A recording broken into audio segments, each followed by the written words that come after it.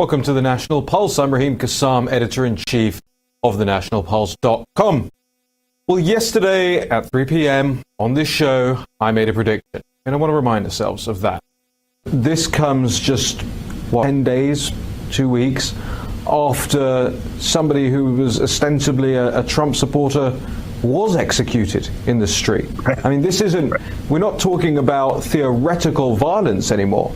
We're seeing it, repeatedly seeing it, people being persecuted. And you're going to see it, I said in my monologue, I said you're going to see it more and more with the hand down of the Breonna Taylor case today and what happened there. You're going to see more and more violence and riots and looting.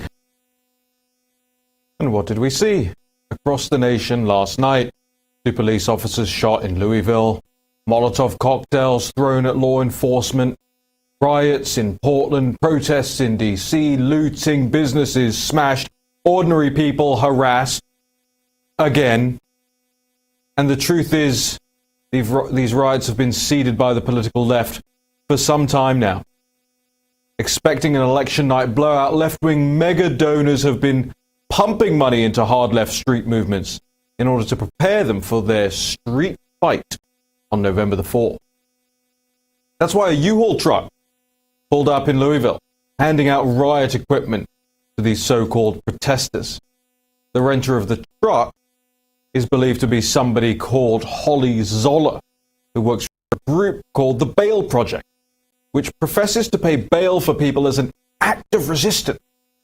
They say they're resisting a system that criminalizes race and poverty, and that it is an act of solidarity with local communities and movements for decarceration. Sounds like total and utter BS to me, frankly. It sounds like just another one of the thousands of hard leftist groups around the country, Marxist groups, which use racial community concerns as a front for something far more nefarious, bringing the United States to its knees. And these groups openly work with and are benefactors of big corporate enterprises. For instance, the Bail Project brags about partnering with TED as in TED Talk, on its website. TED's top-line speakers, Bill Gates, of course, Jeff Bezos, naturally, Bill Clinton, Al Gore, Gordon Brown, Pope Francis, and more. In other words, it's a hub of globalists. And the question needs to be asked at this point, which side is the tail and which side is the dog? The dog is smarter than its tail, but if its tail was smarter, the tail would wag the dog. So with a hardline Marxist with over 100 years of experience in destruction, are they the tail or the globalists who've had decades of experience in destruction? The tail. Maybe it doesn't matter. But I've always taken the approach that in order to fully assail one's enemy, one must first identify. The president has said this himself many times. Here's where he said it, referring to radical Islamic terrorism in 2016. Anyone who cannot name our enemy is not fit to lead our country.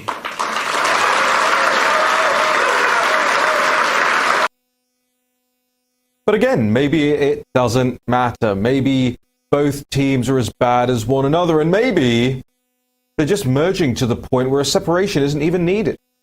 George Soros is as much Antifa as he is BLM, as he is a globalist. Maybe we need to come up with a new term that describes them all, or maybe one already exists. Evil. There's an awful lot of evil in the world today, whether the Chinese Communist Party, the mullahs in Iran, the animals who blow up children's concerts in England, the blackface governor of Virginia, virtually all of Hollywood, the Marxists shooting at police, many in the corporate world, and of course I can't forget the bigots who are opposing the SCOTUS nomination of Amy Coney Barrett for the simple fact that the woman is a Catholic. Disgusting. Or to borrow from the parlance of Hillary Clinton, it's deplorable. And while the media's heads continue to spin over the farcical claim that Trump will somehow cling to the resolute desk and refuse to leave power, the real news out there is the coming coup unfolding before our very eyes from the political left.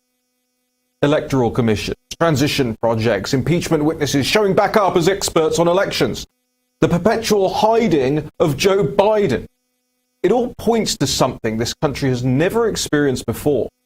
And I don't even know if the word coup is strong enough. And speaking of Joe Biden, did you notice his campaign called a lid? That means they wrapped the candidate's business for the day at 9:20 a.m. this morning. That's the 7th time they've done that in 14 days. What would happen if you pulled a lid at work at 9:20 a.m. for the past 50% of the last week? You'd get fired. You certainly wouldn't get a promotion, and you definitely wouldn't get made president of the company. So why should Joe Biden, who can't even be bothered to audition for the job, be given it? When we come back, we'll talk to Natalie Winters about hiding Joe Biden, about Time magazine, about how the Chinese state media is now admitting that Joe Biden is only talking tough on China to get elected. This is the National Pulse. I'm Raheem Kassam, and we'll be right back.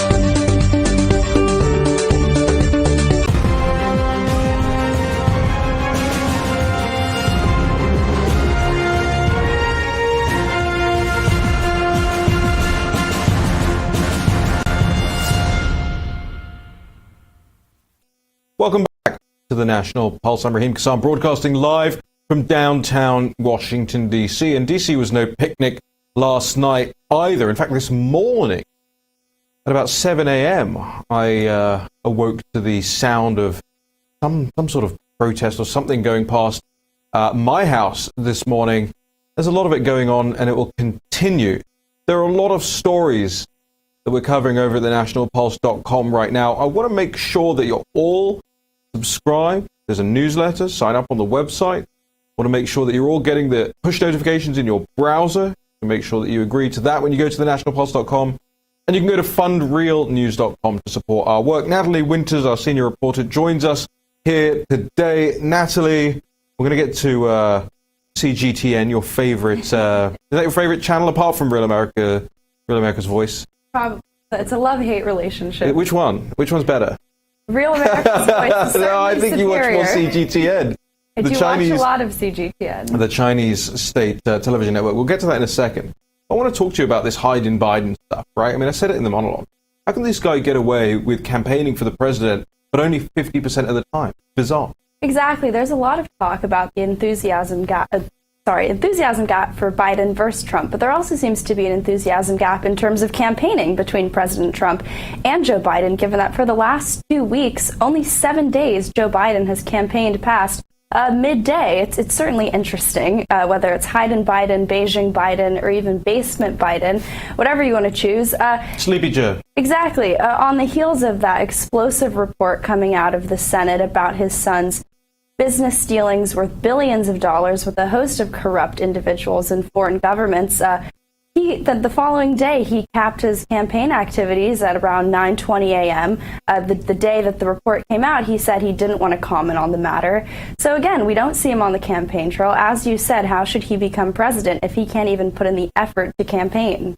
Well, you're saying maybe he's actually calling a lid on the days that he might get asked tough questions.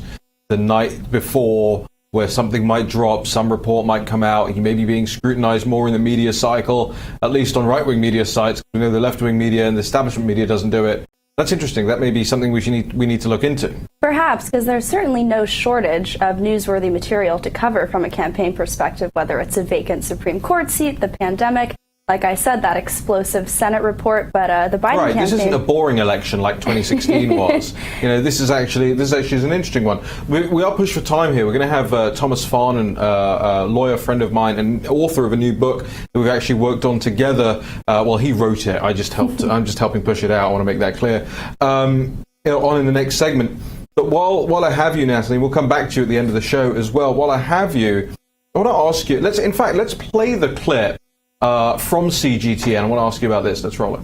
When a politician keeps his or her viewpoint under wraps, it could show ignorance, indifference, or that the opinion is not yet made up.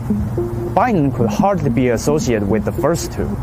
In fact, he had a pretty solid and rosy view about China not so long ago. China is going to eat our lunch? Come on, man. Guess what? They're not competition for us. But as the campaign has heated up, his rhetoric changed. With the American public shifting against China and Trump playing up the issue, Biden changed his tune. We should be moving 60% of our sea power to that area of the world to let, in fact, the Chinese understand that they're not going to go any further. It is almost unavoidable for presidential candidates to change some policies mid-campaign. Sometimes it is born out of a genuine change of mind. Sometimes it is for the sake of winning the race. Pretty damning evidence from some of Joe Biden's biggest cheerleaders, the Chinese Communist Party. Natalie, this is pretty extraordinary to see CGTN, which is one of the most forward-leaning mouthpieces of the Chinese Communist Party. It really tries to push out the Chinese Communist Party's line all over the world. It's in the English language. It's been based out of London, England before. So this isn't some backwater blog written by, a junior CCP official somewhere. This is the state party line. And the state party is saying, Biden had a rosy view of us, and now he's talking tough, but he's only talking tough to get elected. Exactly. CGTN is probably the foremost propaganda organization on behalf of the Chinese Communist Party. We've covered the outlet extensively. They love to write op-eds offering fawning praise over Joe Biden, but this time they took a bit of a different line, insisting that Joe Biden's, quote, rosy view of China has been abandoned, but only for a short period of time. That is the campaign. They go on in additional clips from the video to talk about how American polling has shifted to really oppose the Chinese Communist Party, whether it's the economic abuse we've endured for decades at the hand of the regime or most recently the coronavirus pandemic, but they inextricably link Joe Biden's shift in talking tough on China to purely politicking for votes. And they say later in the video that they think there is a chance that they can, quote, maneuver the candidate potentially when he gets into the White House. So definitely a Trojan horse, not just for the radical left, but for the Chinese Communist Party. It's an incredible story. I guess it must be the top link on the Drudge Report? Certainly not. It baffles me how all these outlets that have been around for decades and decades wouldn't see that as a genuine story. If Russia Today You were going to say the same thing, right?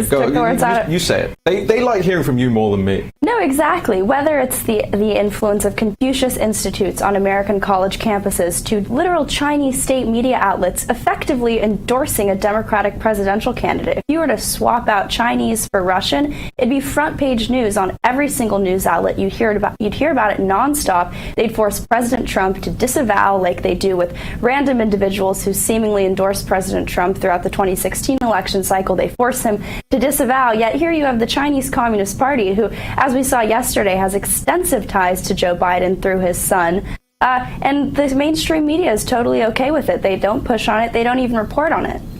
Yeah, it's extraordinary. I'm glad we've got you around to do this and to bring this to people's attention. Natalie, the story is up on the National Pulse website. Chinese state media backs Biden, excuses his tough talk as politicking. Just while we still have Natalie Winters, I want to ask her about the Time magazine collaboration with the CCP-linked company. Natalie, Huawei. Exactly. Huawei, it's been labeled as a national security threat by the Trump administration. The U.S. State Department has issued extensive reporting on the Chinese telecommunications company, branding it effectively an arm of the Chinese Communist Party, both in raising revenue for the regime and spreading their propaganda and their ability to influence our technological infrastructure. Yet the New York-based Time magazine, which is a frequent critic of President Trump, they have no issue partnering with the company to launch a, quote, Time for Kids magazine in Chinese language to be used throughout classrooms across the world, even in the United States. Again, extraordinary stuff. You'd think other people would be reporting it, but that's okay, we will. And as the National Pulse continues to grow and grow, with your support, ladies and gentlemen, we can bring you more stories like that from around the world. Natalie Winters will join us back at the end of the show here today, so don't worry, she's not going away. I read the live chats in the breaks. I know you want as much Natalie as possible. And by the way, we decided, I guess, just by pure accident, on Wednesdays we wear pink. Isn't that right, Natalie? Exactly. That's what happened yesterday, by pure accident, so I guess that's the rule going forward from now on. We'll be back with more National Pulse with Thomas Farnan, author of The Russia Lie, a great monograph book coming out soon, brought to you by the National Pulse. We'll be right back.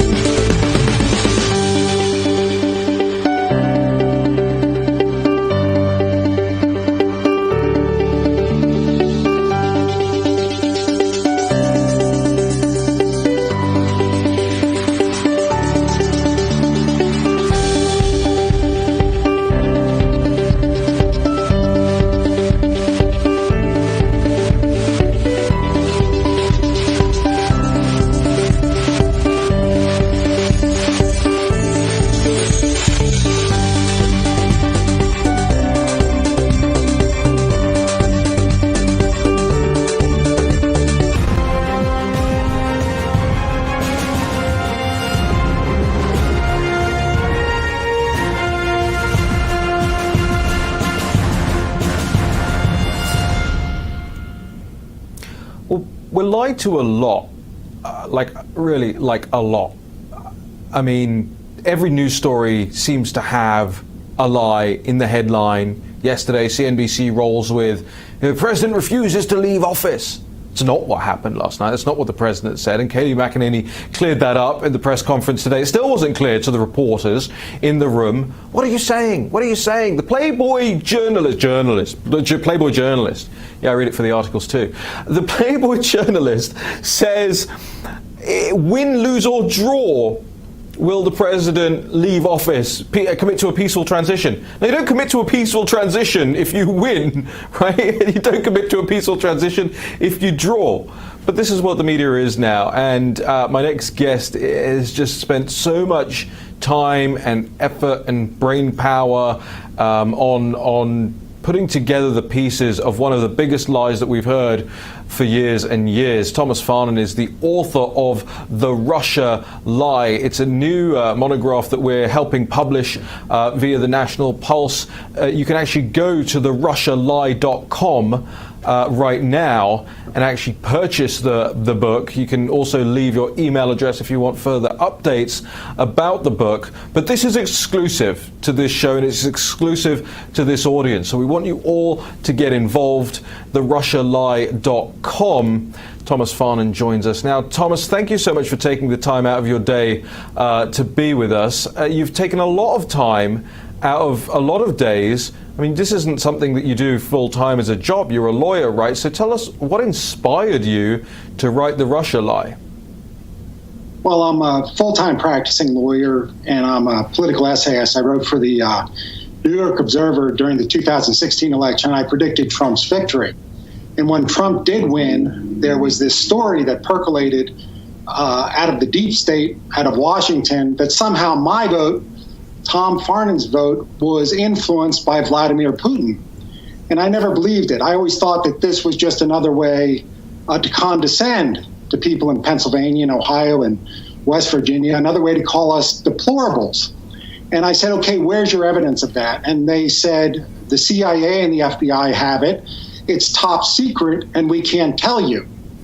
And I waited and waited and waited for the evidence. And as we were waiting for the evidence, Trump was accused of colluding with Russia. And we fought that, and we fought it pretty hard, and we fought it successfully. And I think it's one of the great stories in American political history, how we undid the collusion hoax. But at the end of that collusion hoax, there still remains the question, did Putin interfere in the 2016 election? When Trump met with Putin in 2018 in Helsinki, President Trump said to the gathered media up at the podium with Vladimir Putin, I don't believe that Russia interfered in the election. And you'll recall everybody went nuts. They said, how can you say that? How can you turn on your own FBI? How can you turn on your CIA? And then we waited for the evidence. What is the evidence that Trump colluded? Even some conservative pundits, even some of our best and brightest conservative pundits, have held out that, Putin's a bad guy and he attacked America and he did interfere in our election. And the place that they held out is they said this Steele dossier, that primary subsource, was probably connected to Russian intelligence. And it may have been Putin interfering in the election to help Hillary, but Putin was interfering in the election. And then this July, Raheem, as you know, we learn who the primary subsource is, and it's Igor Danchenko. And Igor Danchenko is a Brookings Institution researcher. And he was interviewed by the FBI in February of 2017, and he said, I have no connections to Russian intelligence. And somehow we, the American people, are not told that. In fact, they continue, based on this lie, to pursue this political operation through the special counsel. It's notable that the only Russians that the special counsel indicted were those related to the Internet Research Agency. It was essentially a troll farm in Russia. And the theory that the special counsel had was that this troll farm engaged in a social media campaign to beam ideas into the heads of people like me in Pittsburgh to make us vote for Trump. When we see the evidence on the Internet Research Agency, however, it turns out that they bought $100,000 worth of Facebook ads. Only $40,000 worth of those ads were purchased before the election. And in the book that I've written and that you've edited, we have pictures of those Facebook ads, and they're ridiculous. They did not influence anyone or anything, and they are only marginally at best connected with anything having to do with American politics. Mueller made, I'd say, a lot of mistakes in his investigation, but the biggest mistake he made is he didn't only indict the people associated with the IRA, the Internet Research Agency, he indicted the company itself. And a little-known rule of American criminal law says that if you indict a company, they get to make an appearance in court through lawyers. For the people that he indicted, if they wanted to make an appearance and defend themselves, they would have had to travel from Russia and appear in court to defend themselves. But the company, the Internet Research Agency, hired a law firm, happened to be a Pittsburgh law firm, Reed Smith, with Washington offices, and they paid the money to defend themselves against the Justice Department's charge that they interfered in the 2016 election on behalf of Vladimir Putin. And Reed Smith trounced the Justice Department. The judge in the case enjoined the Justice Department from ever claiming that the Internet Research Agency had any connections to Putin, because there was no evidence of it. With that injunction in place, in one of these 5 p.m. Friday afternoon news drops, the Justice Department actually drops the case against the Internet Research Agency. The only case that Mueller brought against actual Russians.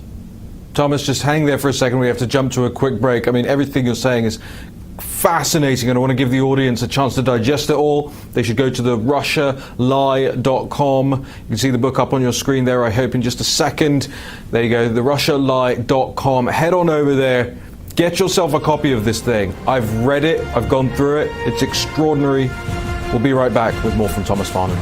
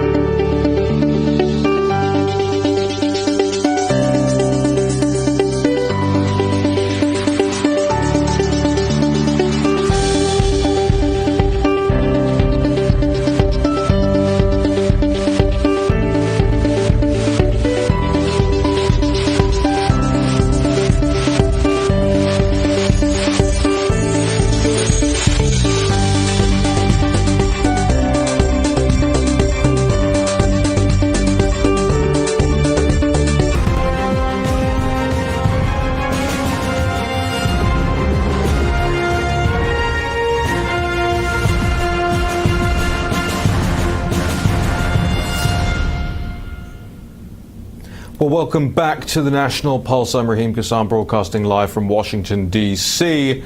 My guest is Thomas Farnan, a lawyer and the author of The Russia Lie. You can get your hands on a copy of The Russia Lie, which is an incredible ebook that's being released with the assistance of the National Pulse. This is an exclusive that we're bringing to you here on this show today. And from the National Pulse website, we'll have that up on the site tomorrow as well. Thomas Farnan's just written some incredible articles about all of this. I asked him when we spoke to bring all of this stuff together for us. And that's what he's done here with The Russia Lie. So you can go to therussialie.com right now and support the work. Thomas, you wanted to keep this at an affordable price point. It's just $5 for people to get their hands on a copy of this. Before we pick back up with the point about the Internet Research Agency and the drop case there, I want to understand from you, as I said in the first segment with you, you're not a full-time political commentator or reporter or author. Just tell us a little bit about your thought process here. Yeah, I'm a full-time practicing lawyer in Pittsburgh, and I saw in 2016 that something was happening, that people really were fed up with some of the fantasies that were being generated in Washington and the public policies that were based on those fantasies. And then all of a sudden, a real estate developer from New York shows up with his own brand of media savvy. But what we saw in him was the ability, I think, to make causal connections, the sorts of things we have to do at work. If we engage and indulge in a crazy fantasy like Russian collusion, we lose our job, we lose our business. So when we heard, that Putin was beaming ideas into my head to make me vote for Trump, I immediately knew that that was false, that was made up. And I was always suspicious of Washington and its ability to investigate its own lie.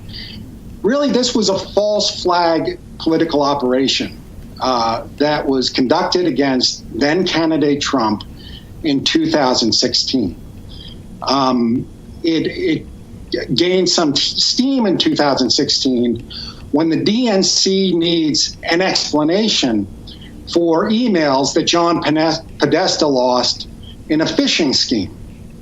And the DNC comes up with some crazy idea that the Russians hacked the emails. And really, you got to read it in the book. I don't want to give away the ending, but there's no evidence that Russia hacked the emails. In fact, if you go through the sequence and what was disclosed and when it was disclosed, it's pretty obvious, I think, that it was a false flag political operation. We've written about this before, in the National Pulse and other places, and I've noticed in the things that I write that when I write about Russia, people are very interested in it. But I'm one of the few from our side, from the right, that has always said, wait a second, did Putin really interfere here? We solved collusion, and people should go to jail for perpetrating the collusion hoax. But there's a second side to that coin, and that is there was no interference either. There was nothing to collude in. It was Washington and Washington insiders protecting themselves against an outsider by making stuff up about Russia. We've distilled this book to 40 pages. We're only charging $5. I know that you're interested. It's a story that you're not going to read anywhere else. It ties up loose ends that are left untied in other sources, but this ties up all the loose ends. And this explains the entire story. And I think it is the most fascinating story in American political history since the sitting vice president, Aaron Burr, took out a pistol and shot Alexander Hamilton. That's how interesting I think this story is. I agree. I think you're right, Thomas. I get pitched a lot on a lot of things. I'll say a couple of things about you. You're tenacious, and your work is it's comprehensive. It's it's unavoidable to when you go through this book, this monograph, whatever you want to call it, to say this is actually some of the best reporting and analysis of what really went on that's out there, and I was just so happy to help be a part of it. I know we wanted to get it out sooner. I've been a busy boy, and so we will, as I say, people are already subscribing, by the way. The RussiaLie.com, I checked in the break, we've already had some orders. I want to make sure that people know that those orders will be fulfilled this weekend, so if you want to sign up, you'll get it this weekend, the electronic book sent straight to you, whatever email address you sign up with, the RussiaLie.com. It's also on Twitter as well. I've been tweeting out about it, and I want the audience to go out there and make sure this thing goes viral. All of the Facebook groups that you're a member of,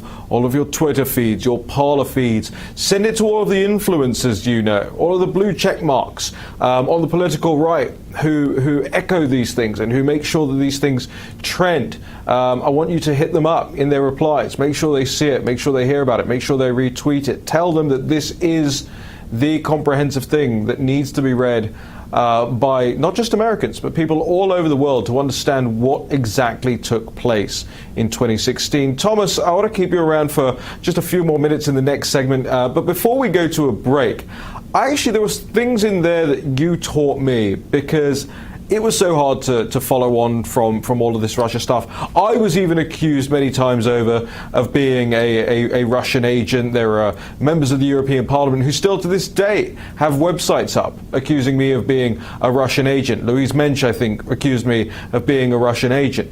I've never been to Russia. The only thing I've ever written about Russia was a critical take about something. But that's how we've had to deal with this, right? We're always on the defensive. We're always got our hands up. We're always saying, no, look, I'm clean.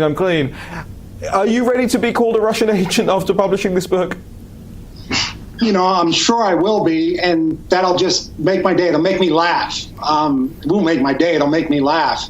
I did a lot of reading about what they did to you guys, Raheem, over Brexit, and they couldn't explain that. It's very similar. It's the hoi polloi, the people like me, the people in Pittsburgh that make a political decision that the elites can't explain.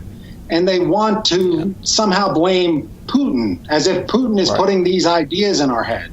No, Putin is not putting ideas in our head. We're going to go to a quick break now. When we come back, I'll ask you about that. We'll finish up with Thomas Farnan, the author of The Russia Lie. Make sure you get your copy of the RussiaLie.com, the nationalpulse.com, and some new stories up. Go check them out in the break. We'll be right back.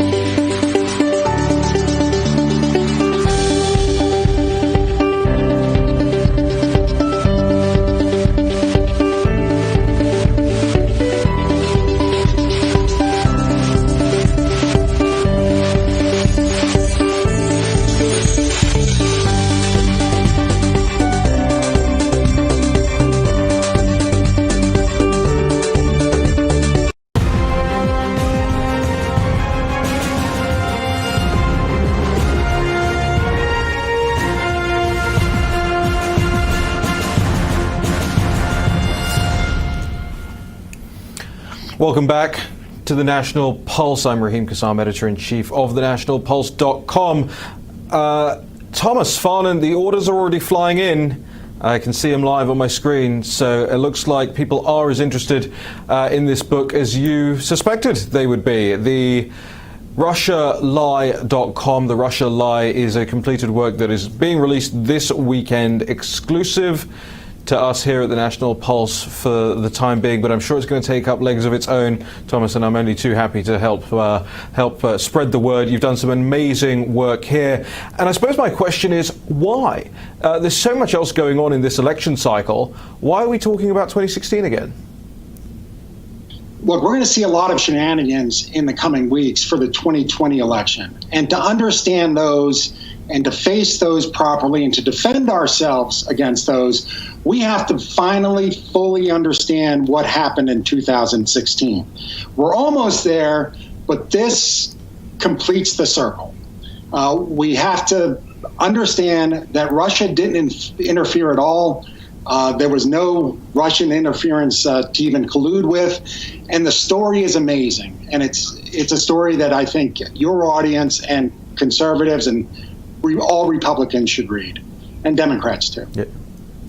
Yeah, no, I think that's right. I think I'm glad you added in Democrats too, and independents too, and people outside of the United States.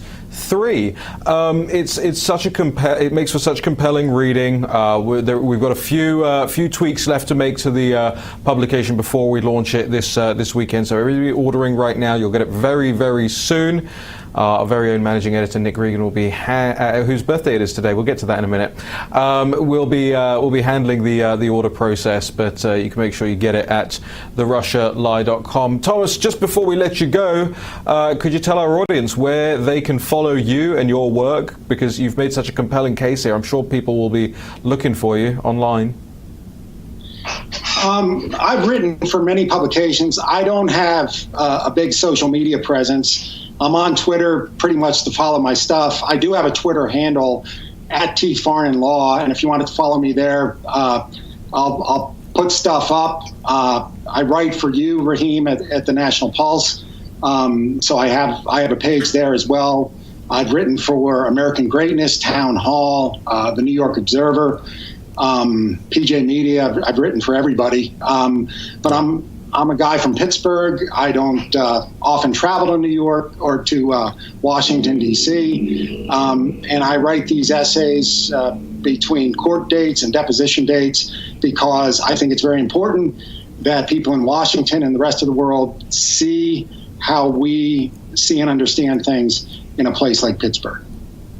I don't really say this to lawyers very often, but your clients must be very lucky to have you. Your work is outstanding and very, very detailed. So, Thomas, if I'm ever in trouble, I'm coming to you for help.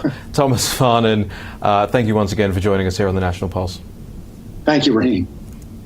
I'm going to go back now to Natalie Winters. Natalie, we've got about I guess there's about 12 minutes left to go here on the show today, and there are other stories out there at the moment that we want to bring to people's attention. So we've talked about Biden calling the campaign lid 14 days, and I really want to stress to people that how on earth can you audition for a job and not turn up 50% of the time?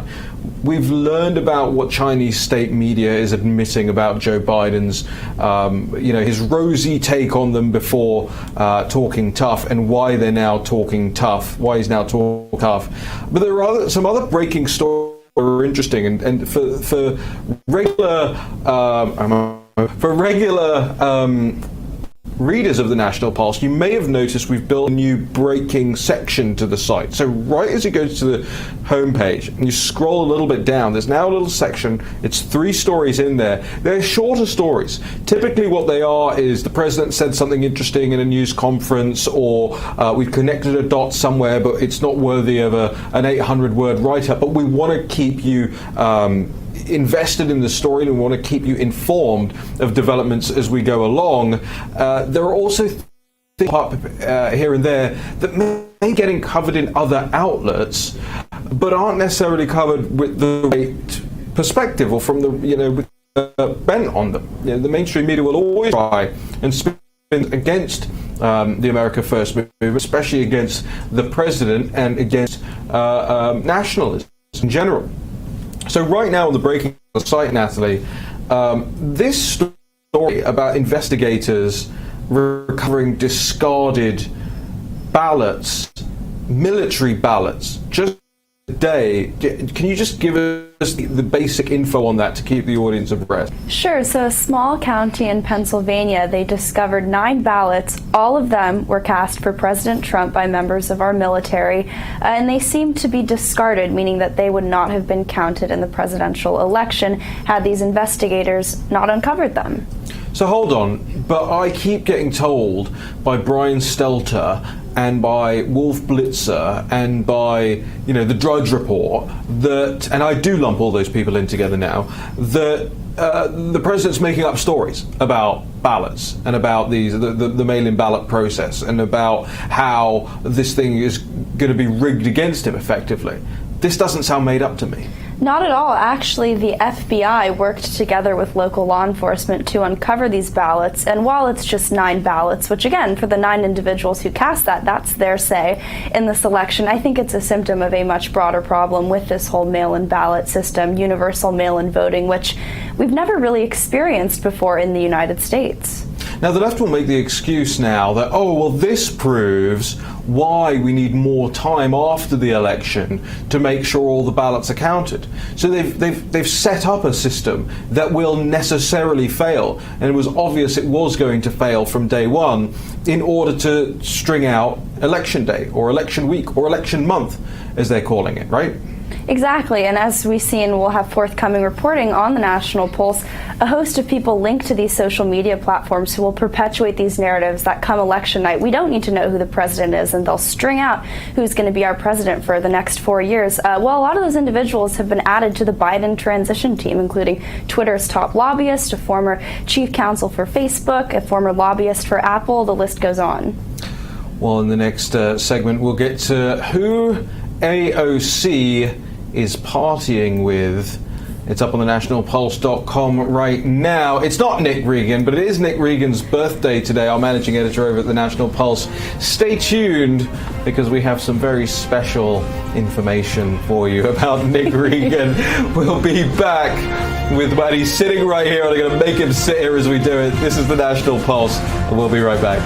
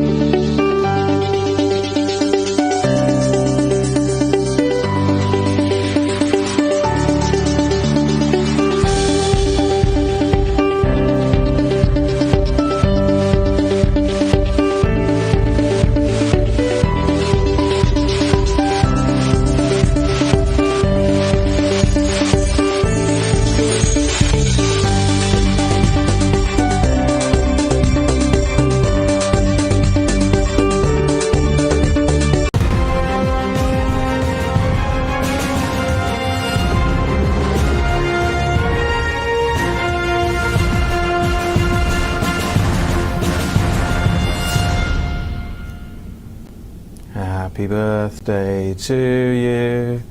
It's Nick Regan's birthday. Nick is our managing editor, and I want to put this picture up on screen of Nick on his wedding day of all times. Nick with the tie. Look, let's get a split. Can we get a split screen of me and Nick here? Nick in the tie like this for his wedding day. In fact, why don't we ask Nick what on earth he was playing at? Nick Regan is here live in studio with us. Nick, what were you playing at with that tie? It was a clip-on. It was a clip-on. Clip-on tie. It's extraordinary. Can we throw to Nick right now? I want to. Let's get that. Yeah, look at him right there. There he is. Happy birthday, Nick. Wave to the crowd. Nick's telling me that he wants more Twitter followers, so that's how we're going to get them for you, Nick. Thank you for being here for this moment. Now, happy birthday. What did I get you for your birthday? Show the audience. Can we get the camera back on Nick? What did I get you for your birthday? Nice little watch. Yeah, there you go. Let's. Can we throw to that? No, I guess not. Never mind. You'll have to see Nick's watch when he tweets about it. Nick, what's your Twitter handle? At NJD Regan. At NJD Regan, R-E-G-A-N. Thank you to Parker, the cameraman here, one of our senior producers here, for coming in here and surprising Nick with that. He's gone white as a sheet now. Oh my goodness. Right, we're going to have a big birthday party in about 11 minutes after the show ends for Nick. But there's another person who's been partying with Chinese spies. Natalie Winters, I need to understand, what was Alexandra Ocasio-Cortez doing with this NYPD officer, now an alleged Chinese spy? Exactly. It's a bizarre story. So AOC has been pictured on her personal Instagram alongside an individual who was born in China, came to the United States, and was recently indicted in New York for acting as a, quote, illegal agent of the Chinese Communist Party. Specifically, his role, allegedly, was to gather intelligence on ethnic Tibetans living in the New York area. So the picture, which you can see on the breaking section of the National Poll right now, shows AOC in between the suspected spy, a lady holding a child, a cop. This individual served the New York Police Department. So again, there's another layer of hypocrisy there. And AOC for months has been peddling defund the police narrative, infamously saying that, quote, defunding the police means defunding the police, yet she seems comfortable sitting in between two of them, one of them who, as we've said, is spying most likely on behalf of the Chinese Communist Party. Allegedly. Right. Well, Natalie, it doesn't come as a surprise to me that an overt Marxist would be working with an alleged communist spy. And now we have visual evidence out there. I wonder if any of the media out there are going to ask AOC questions. There are plenty of Capitol Hill reporters, when they're not drinking at the Bull Feathers or at the soon-to-be-closed Capitol Lounge. In fact, one day I'll talk everybody through exactly how DC works, if they let me live long enough to tell the tales. But when they're not doing that, maybe they could just ask AOC what she was doing with this person, and maybe what they spoke about, and if there was any sign that she got from them that he was a CCP spy. That would be good. That would be great to know if a member of Congress knew that. I want to just quickly turn to something. I don't know. We haven't teed this up, so I don't know if I'm on the spot here or not. But no, don't worry. It's birthday.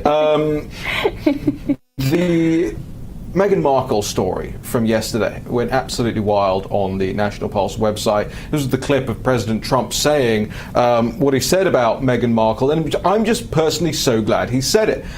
So many of us have thought it for so long. People who have followed me for years and years will know that I've been no fan of Meghan Markle, and that I have historically been a fan of Prince Harry. And Meghan Markle really seems to have cuckolded Prince Harry, truly.